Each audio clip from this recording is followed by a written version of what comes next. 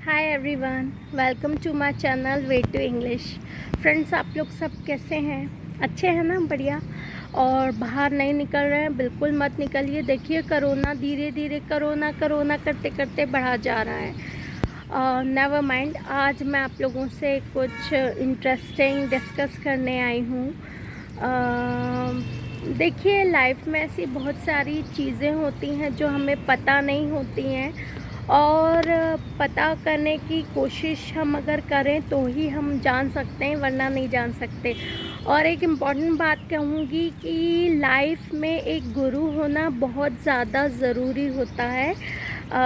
Apart from the teachers, school teachers, एक ऐसा व्यक्ति जो आपको लाइफ के रहस्य बता सके, समझा सके। तो आई एम लकी कि मेरे भी एक गुरु हैं। वो मेरी बुआ के बेटे हैं, श्री राकेश पाठक जी। भैया हैं मेरे, और उन्हें मैंने अपना गुरु माना है। पर्सनली मैं बहुत ही उनको रिस्पेक्ट देती हूँ, क्योंकि एक मिरेकल की तरह हैं वो भैया जो हैं। और उनसे मुझे बहुत सारी इम्पॉर्टेंट थिंग्स, लाइफ के जो रहस्य हैं, और काफ़ी सारी चीज़ों में इंटरेस्ट मुझे उनकी वजह से ही आया था। तो मैं एक बहुत ही इंटरेस्टिंग लाइफ का जो फैक्ट है, जो रियलिटी है, वो आप लोगों से डिस्कस करूँगी आज। एक बार क्या हुआ, मैं घर में बैठी हुई थी ऐसे ही आराम से, कुछ कर रही थी, स्टडीज़ कर रही थी या ऐसे ही बैठी हुई थी। तो वो भैया आए, नॉर्मली आते, वो डॉक्टर हैं। तो हम लोग काफ़ी सारी बातें डिस्कस करते थे। तो उस वक्त उस जो इंसिडेंट जो अभी मैं आपसे शेयर करने वाली हूँ, उसके बाद मुझे फ़ील हुआ कि इन्हें मुझे अपना गुरु मान लेना चाहिए। तो वो उन्होंने मुझे अपने पास बुलाया और बोले, बेटा मैं तुझे एक बात बताता हूँ। मैं बोली, हाँ भैया बताइए। बोले, तुझे पता है श्री कृष्ण भगवान को बांसुरी क्यों पसंद है इतनी, कि वो हमेशा उसे अपने पास रखते हैं और उसको हमेशा अपने हार्ट के पास रखते हैं, यूज़ करते हैं। तुझे पता है क्यों पसंद है उन्हें बांसुरी? तो मैं बोली, भैया उन्हें बजाने का शौक़ है, इसीलिए उन्हें पसंद है, इसीलिए वो अपने पास में रखते हैं। और कुछ रीज़न हो, क्योंकि मुझे पता था कि इस क्वेश्चन के पीछे कुछ ख़ास मकसद होगा, उनका कुछ ख़ास बात वो शेयर करना चाहते होंगे, इसलिए उन्होंने मुझसे ये बात पूछी। तो मैंने कहा, और इसके अलावा कुछ हो तो भैया आप बता दो, मुझे तो इतना ही पता है। तो बोले, देख, बांसुरी कैसी रहती है? बांस की बनी रहती है, उसमें होल्स रहते हैं, है ना? होल्स रहते हैं। और होल्स कैसे रहते हैं? कुछ भरा रहता है क्या बांसुरी में? मैं बोली, नहीं भैया कुछ नहीं भरा रहेगा तो बजेगी कैसे वो? तो बोले, हाँ, बांसुरी जो है उसमें कुछ भी नहीं होता अंदर, वो बिल्कुल ही प्योर रहती है, बिल्कुल ही प्लेन रहती है, और कुछ नहीं होता उसमें, इसीलिए श्री कृष्ण को बांसुरी पसंद है। मैं बोली, मतलब कुछ नहीं रहता इसलिए पसंद है? तो उन्होंने मुझे बताया, इसका रीज़न बताया कि बांसुरी के अंदर कुछ भी भरा हुआ नहीं रहता, वो पूरी तरह से खाली रहती है। मतलब इंसान को भी अपने अंदर किसी प्रकार की कोई भी दुर्भावना या लालच या कोई इच्छा, ये सब नहीं रखना चाहिए। इंसान का जो माइंड है, जो हार्ट है, वो बिल्कुल प्योर और खाली होना चाहिए। खाली इन द सेंस कि लालसा नहीं होनी चाहिए किसी प्रकार की। बांसुरी जो है वो कृष्ण के हिसाब से बजती है, क्योंकि वो कुछ चाहती नहीं है कृष्ण से। वो ये नहीं चाहती कि मैं बहुत ही बड़ी साइज़ में बन जाऊं, या मैं सबसे ज़्यादा सुरीली बनूं। तो इसीलिए श्री कृष्ण भगवान ने बांसुरी के थ्रू ये हम सबको चेताना चाहा है, ज्ञान देना चाहा है कि इंसान अपने अंदर किसी प्रकार का मैल या दुर्भाव या कोई इच्छा, लालच नहीं रखता, उस इंसान को मैं हमेशा प्रिय मानता हूँ। उस इंसान की लाइफ में मैं प्रॉब्लम्स आएंगी तो भी उन्हें हर लूँगा, क्योंकि वो इंसान मेरा प्रिय है, क्योंकि वो किसी प्रकार का कोई लालच, कोई सेंस ऑफ हेट्रेडनेस, ये सभी चीज़ें नहीं रखता वो इंसान। तो वो बांसुरी की तरह ही प्रिय है मुझे, जो इंसान को किसी प्रकार का कोई लालच नहीं है और नफ़रत नहीं है किसी से, वो किसी से बराबरी नहीं करना चाहता, वो किसी के साथ कंपटीशन नहीं करना चाहता, वो बस simple living and high thinking में बिलीव करता है। ऐसे इंसान को मैं हमेशा अपने पास रखूँगा या पसंद करूँगा। तो वो बात उनकी मुझे बहुत ज़्यादा अच्छी लगी और पसंद आई उनकी वो बात, तो मैंने आज आप लोगों के साथ शेयर की है कि इंसान को आज के टाइम में भी है ना, उसका इतना अच्छा है, हम भी कोशिश करेंगे। देखो, कोशिश करो सक्सेसफुल होने की, लेकिन इसको अपना एडिक्शन मत बनाइए प्लीज़, इसको अपनी आदत मत बनाइए।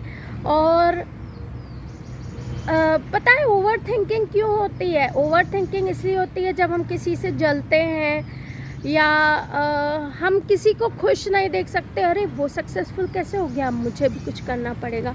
तो क्या होता है कि हम सोचते रहते हैं और ओवर थिंकिंग बढ़ती जाती है, फिर हमारे बिहेवियर में भी वो ओवर थिंकिंग दिखती है कि हम सामने वाले से अच्छे से बिहेव नहीं करेंगे, उससे अच्छे से बात नहीं करेंगे।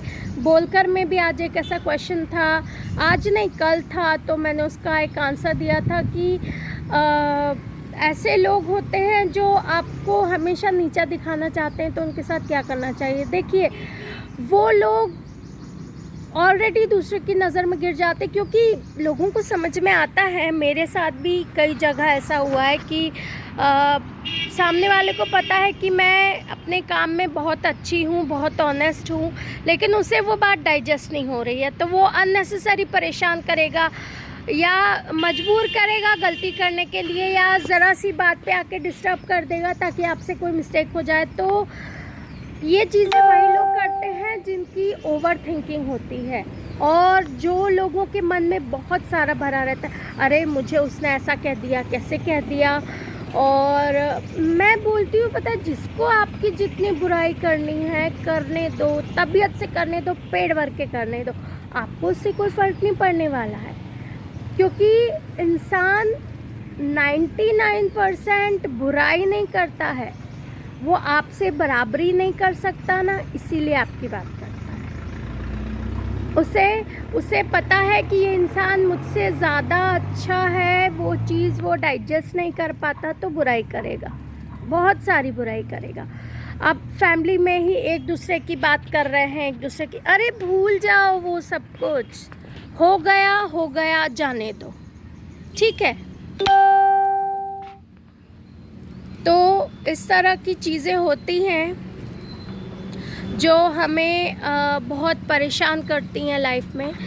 और सीधा फॉर्मूला है कि अपने मन को आप जितना शुद्ध रखोगे उतना ही आप हैप्पी रहोगे, आप ईश्वर में मन लगाओगे, आप पॉजिटिव थिंकिंग रखोगे।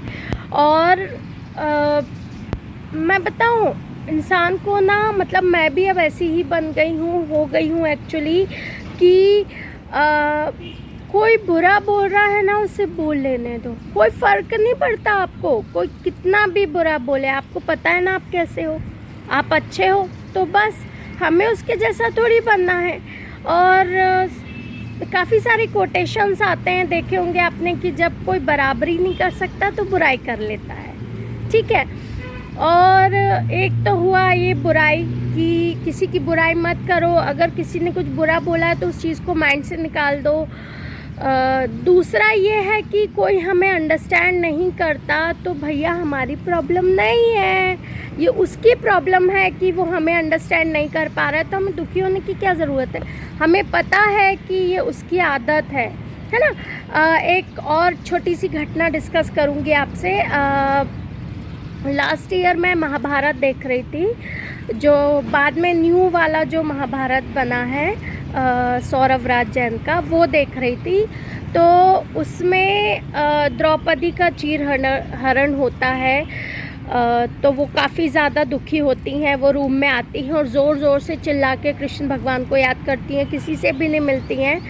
तो जब कृष्ण भगवान आते हैं तो वो बोलते हैं डोर खोलने को, फिर वो दरवाज़ा बड़ी मुश्किल से खोलती हैं और उनसे पूछती हैं कि बताओ मेरे साथ ऐसा क्यों हुआ, मैंने किसी के साथ कभी बुरा नहीं किया, मुझे इतना सब कुछ क्यों झेलने मिल रहा है, क्यों इतना बुरा हुआ मेरे साथ। दुनिया की अभी तक की सबसे बुरी घटना है चीरहरण, और ऐसा मेरे साथ क्यों हुआ। तो श्री कृष्ण भगवान उनको जवाब देते, वो पूछती हैं ऐसा कौन सा पाप हुआ था मुझसे, ऐसा कौन सा बुरा कर्म हुआ है मुझसे जिसकी वजह से मुझे ये सज़ा मिली।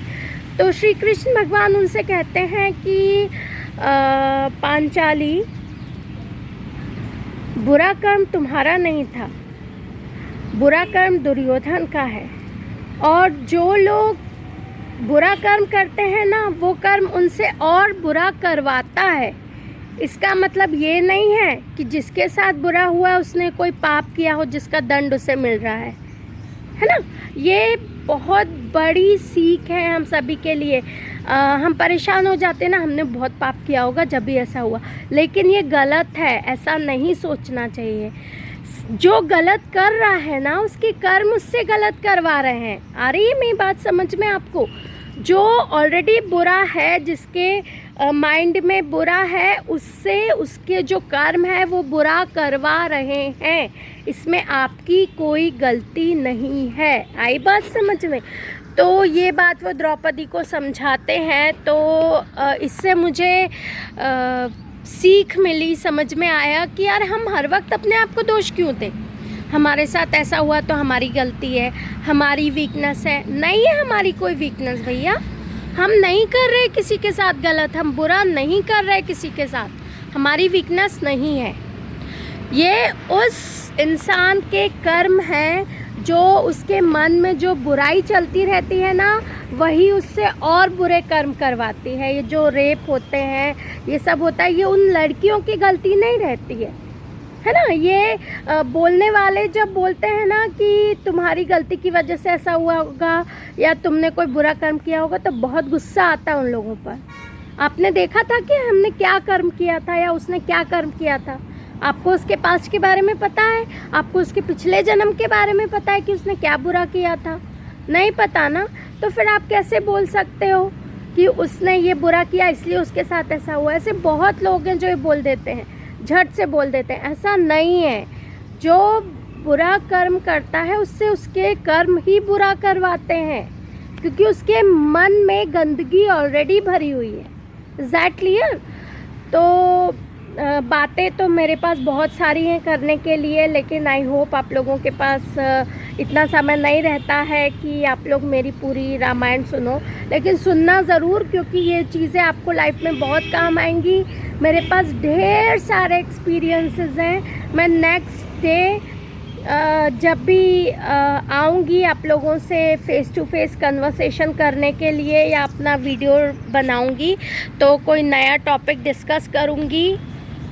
फ़िलहाल मुझे यही बात आप लोगों से डिस्कस करना था। अब दो चीज़ आप लोगों को अपने माइंड में सेट करनी है, चाहे तो नोट कर लीजिएगा कि अपने मन में किसी प्रकार की बुराई या अपने लिए इन्फीरियॉरिटी मत रखिए। दूसरी चीज़, अगर किसी के साथ बुरा होता है तो बुरा करने वाले के कर्म कराते हैं, आपका कोई दोष नहीं है उसमें। ये दो चीज़ें आपको हो सकता है लाइफ में बहुत ज़्यादा मदद करेगी। डेफिनेटली हो सकता है नहीं, करेगी ही मदद। तो पता है आज के टाइम में ना इंसान को इतना ज़्यादा मोटिवेशन की ज़रूरत है कि मैं बता नहीं सकती आपको। मैं खुद है ना संदीप महेश्वरी जी के वीडियोस देखती हूँ, मुझे बहुत अच्छा लगता है, बहुत पसंद आता है। और ऑलरेडी मेरे अंदर बहुत सारा मोटिवेशन है, लेकिन मुझे फिर भी उनको देखना अच्छा लगता है, क्योंकि हम ज़रूरत पे थोड़ी देख रहे हैं, वो कोई ज़रूरत की वस्तु थोड़ी है, वो हमारे इंस्पिरेशन है। तो हो सकता है मैं भी किसी का इंस्पिरेशन बनूं in future. Definitely I will B.